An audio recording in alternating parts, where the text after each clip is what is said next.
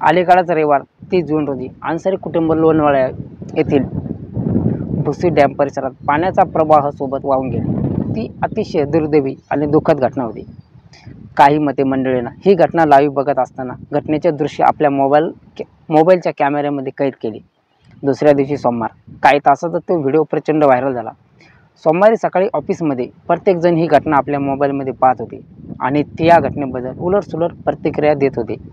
तो व्हिडिओ पाहत असताना अनेकांनी डोळे मिटले। मरण समोर दिसत असताना माणसाची अवस्था काय होती याचे उदाहरण दिसत होते। विशेष बाब म्हणजे अन्सारी कुटुंबामध्ये निरागस लहान मुले होती। वाहून जाताना बुडताना त्यांचा अर्थ किंचाळ्या अजूनही कानात घुमत आहेत।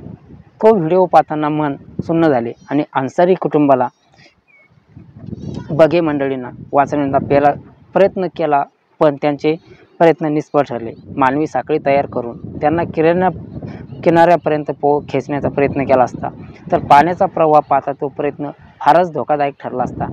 येनकेन प्रकारे जर अन्सारी कुटुंबाला वाचवण्यात यश आले असते तर तो व्हिडिओ पाहताना आज आनंद झाला असता। पण अन्सारी कुटुंबाने खूपच धोका पत्करला आणि लहान मुलांना घेऊन ते आपल्या धोकादायक ठिकाणी गेले आणि त्यांची फार मोठी चूक झाली होती।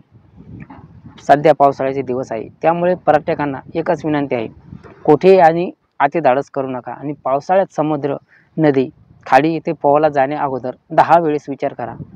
पाणी आणि आग यांच्याशी खेळू नका।